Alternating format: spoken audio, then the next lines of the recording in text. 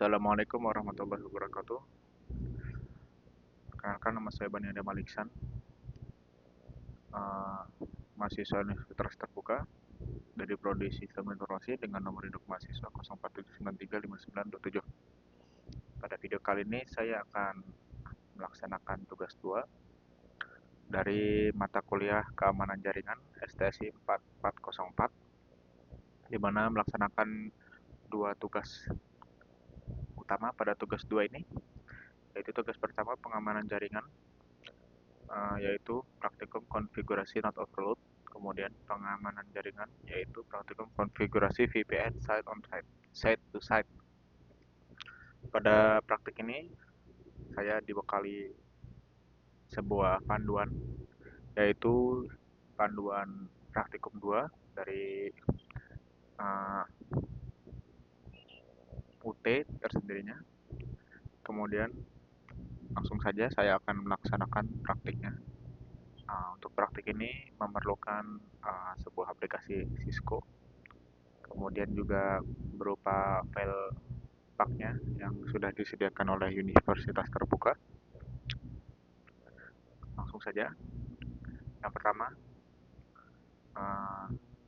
saya sudah melakukan inisialisasi ke satu dan kedua ini. Kemudian tahap persiapan lakukan langkah berikut, yaitu instalasi Cisco sudah terinstall, kemudian buka file tracker NAT-nya .pkt, kemudian sudah muncul sesuai bentuk tadi, kemudian mempelajari topologinya dan memahami IP masing-masing topologi pada file NAT.pak ini. Kemudian pastikan PC yang terdapat pada jaringan 192.168.10.0 dan 192.168.30.0 dapat mengakses RTP server yang terdapat pada network 192.168.20.0. Oke. Langsung saja. Kemudian untuk melalui browser yang terdapat di PC 0, akses web server dengan mengetikkan http 192.168.20.5, kemudian ketik tombol go berkali-kali. Oke, saya akan melakukan di PC 0. Di sini, di PC 0, diperintahkan untuk mengakses URL, yang mana ini mengakses server PT web server. Ini. Oke. Sebelumnya, untuk bisa mengakses dari web server ini perlu melakukan konfigurasi pada R1 dan R2-nya, di mana menambahkan WIC underscore strip 1 inet yang di sini, kemudian dinyalakan, dan juga di R2-nya agar apa? Agar semua PC ini bisa saling berkomunikasi dengan server ataupun FTP servernya. Oke, lanjut yang tadi. Di PC 0 saya harus membuka web browser.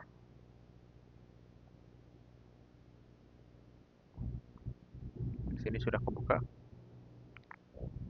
Kemudian di panduan harus menuju URL ini. Kemudian segera verifikasi menggunakan netstat melalui command prompt yang terdapat di web server. Oke. Saya harus menyediakan command prompt-nya.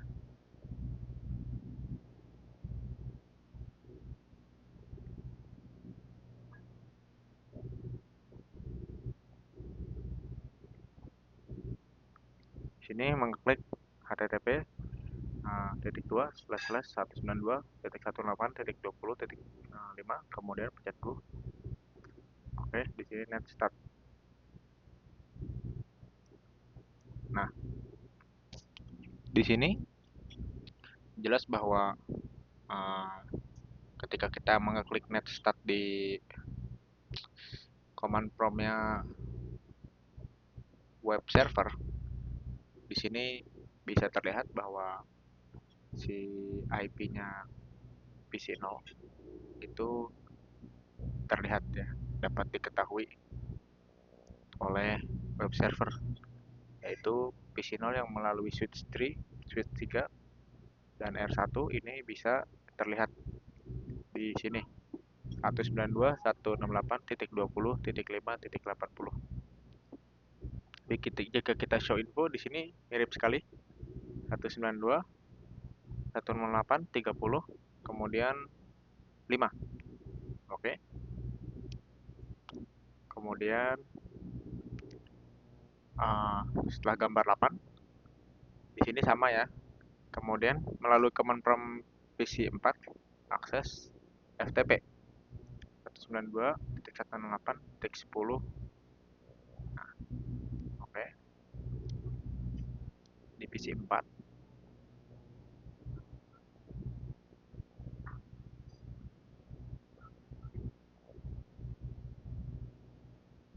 kita pakai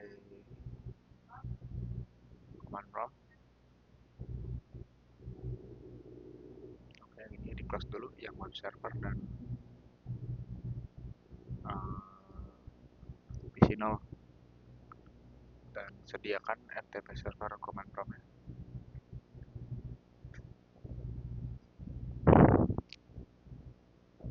Nah, ini FTP server command prompt. Oke. Di PC4 diminta untuk mengetik FTP,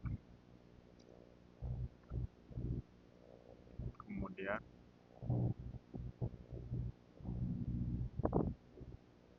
FTP-nya ke 192.168.20.10.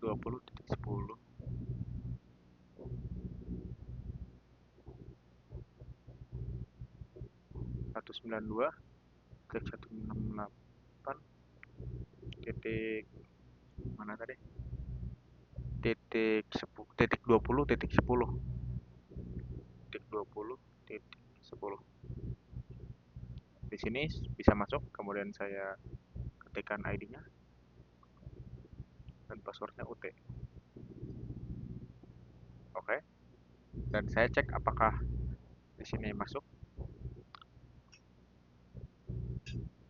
Nah, terlihat jelas bahwa di PC 4 dengan IP 192.168.10.7 ini dapat dilihat ya.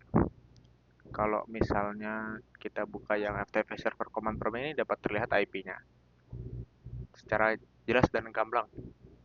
Nah, pada praktikum ini hasil yang diharapkan bahwa setiap PC yang dari switch 1 itu ketika dicek IP-nya dari FTP server itu tidak terlihat. Jadi visibility-nya itu tidak bisa diakses dari FTP server maupun web server. Nah,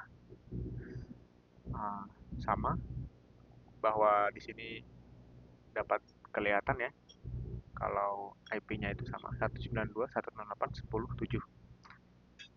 Kondisi awal pada topologi tersebut adalah semua PC dapat mengakses layanan FTP server yang terdapat di dalam alamat 192.168.20.10. Kemudian semua PC dapat mengakses web server yang terdapat di alamat 192.168.20.5. Kemudian web dan FTP server dapat mengetahui alamat yang mengakses layanan yang terdapat pada server tersebut dengan konfigurasi menggunakan perintah netstart.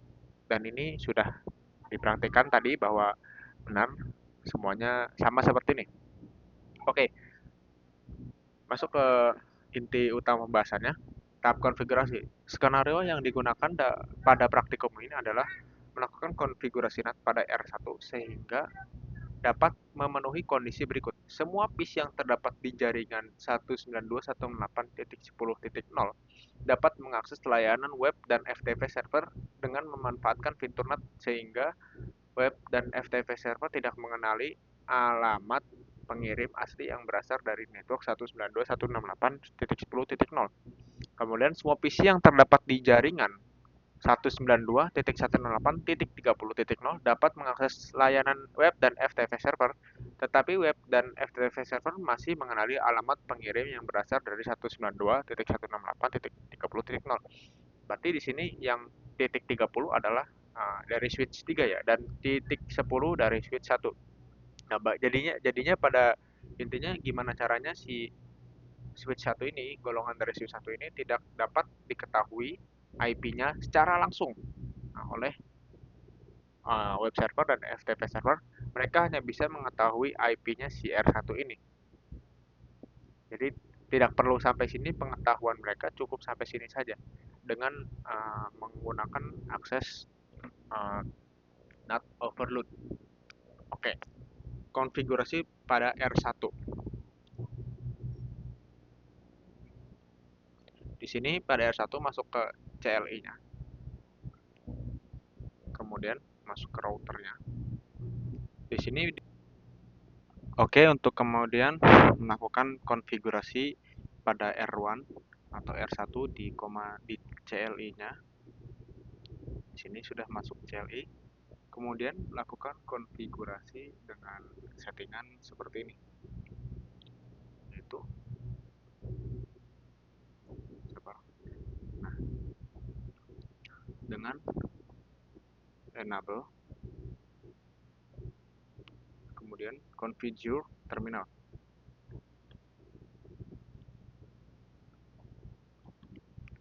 Configure terminal. Oke. Kemudian in F0/0. Kemudian IP NAT inside. Oke. In F0/1. Oke. IP NAT inside lagi, IP NAT inside, kemudian in lagi S0/1/0. Oke. Kemudian IP NAT outside. IP NAT outside. Oke. Exit. Kemudian setelah exit, access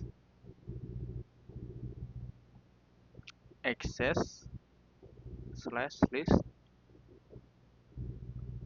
1 permit /1 permit 192.168.10.0.0.0.0 sampai 4 kali 0 ya.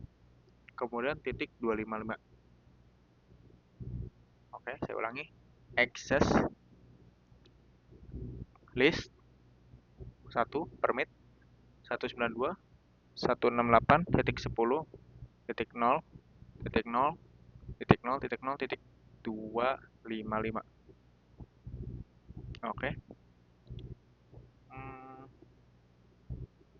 Aksesnya oke. Untuk aksesnya, akses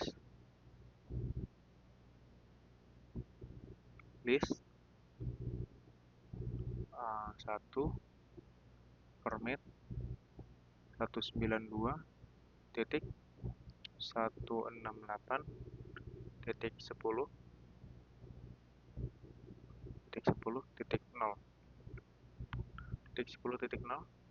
spasi 0.0.0.255. Access list 1 permit 192.168. Access list 1 192.168.10.0 spasi 0.0.0.255. Oke. IP NAT inside. IP NAT inside source list.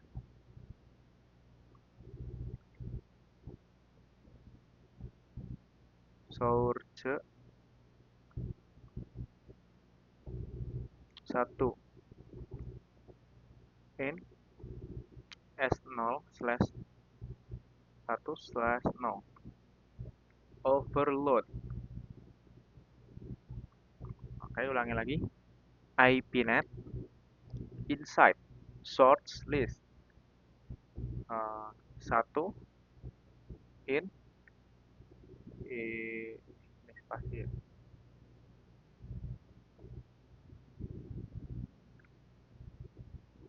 In S0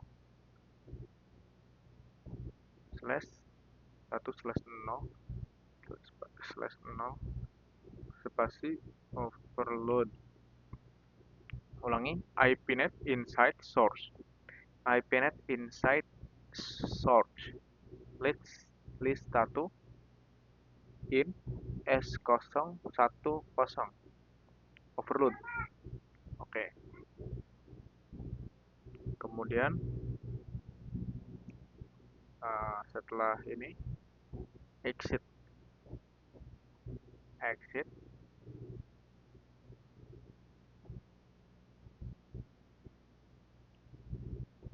oke, sudah configure write memory.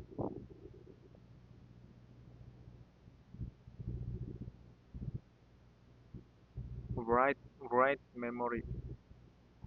Oke, sudah.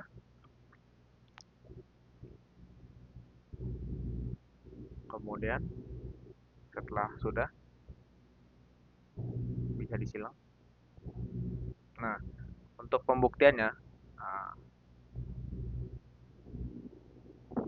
melalui browser yang terdapat PC 0, PC 3, PC 4, akses web HTTP seperti biasa HTTP 192.168.20.5 kemudian gue berkali-kali dan IP dan tes menggunakan net start. Oke, di PC 0 dulu.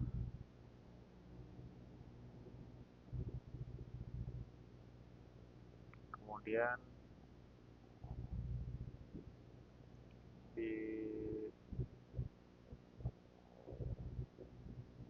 web servernya juga. Oke.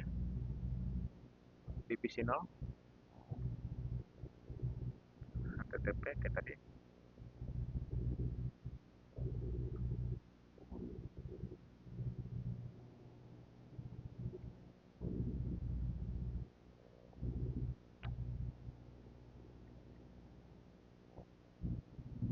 Oke. Sini masuk net start. Nah, di sini kalau diceknya dari PC 0 karena tadi PC 0 tidak diubah, maka di sini di web server terlihat jelas bahwa IP-nya masih kelihatan, yaitu 192.168.30.5. Oke. Kemudian di tes yang bagian PC 3 ya, PC 3 dan PC 4. Untuk ngetesannya apakah masih kelihatan atau enggak. Bahwa praktik yang diharapkan jika dites di PC 3 atau PC 4 itu tidak kelihatan.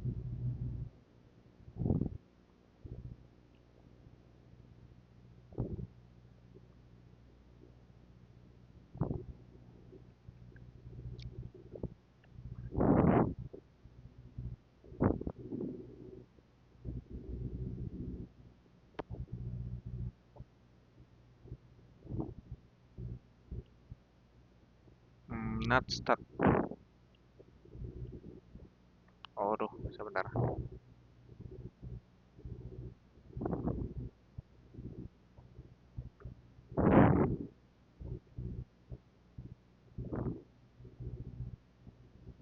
Berarti diulang lagi.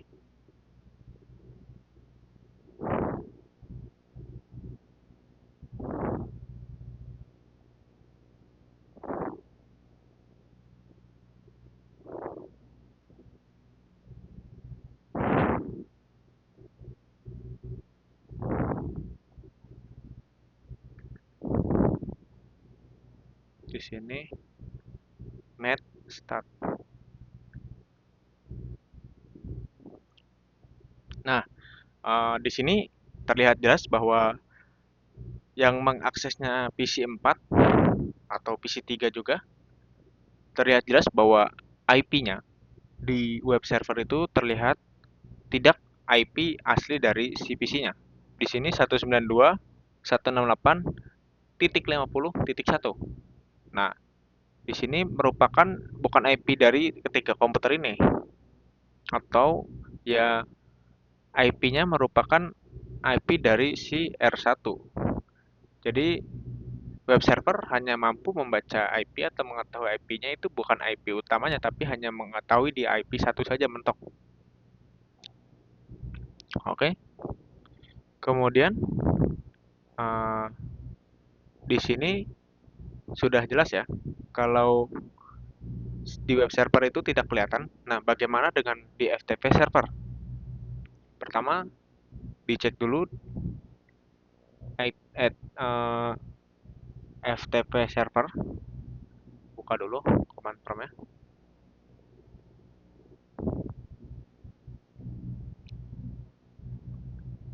Pertama dicek di PC 0 dulu. PC 0 FTP 192.168.20.10. Oke, salah. FTP 192.168.20.10 siswa 1 UT. Kemudian dicek di FTP servernya. Nah, ini kelihatan ya kalau di sini IP-nya itu IP punya asli PC 0. Sekarang dicek di PC 2, 3, 4, 2, 3 atau 4 itu apakah ke tidak kelihatan atau masih kelihatan. Yang diharapkan dari praktek ini adalah IP dari PC 3 contoh itu tidak bisa dilihat dari FTP server. FTP 192.168.20.10. Oh, ini saya salah ngetik.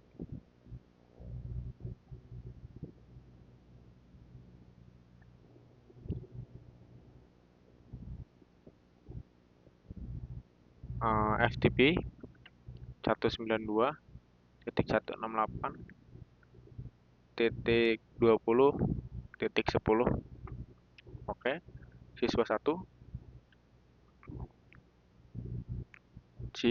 oke. Oke, ulang lagi. FTP 192.168.20.10 siswa 1 password UT. Oke, di PC FTP server, di FTP server net start. Nah, di sini kelihatan jelas bahwa di FTP server itu tidak bisa mengetahui IP punyanya PC 3. Di sini IP-nya itu hanya mentok di IP-nya R1. Sama sekali tidak bisa melihat IP-nya PC 3. Oke, dari semua praktek ini sudah menjawab dari permintaan-permintaan atau keharusan-keharusan yang terjadi jika PC 0 mengakses web server dan mengakses FTP server dan kemudian dicek dengan net start pada keduanya bahwa PC 0 itu masih kelihatan IP aslinya. Kemudian di golongan switch 1 yaitu PC 2, 3, dan 4 itu mengakses web server dan FTP server, kemudian dicek net statnya menggunakan keduanya, itu tidak sama sekali bisa kelihatan oleh keduanya dan hanya bisa melihat IP R1-nya saja, yaitu IP yang berakhir titik 50 tadi tidak bisa tembus langsung ke IP masing-masing PC-nya. Nah, mungkin untuk praktik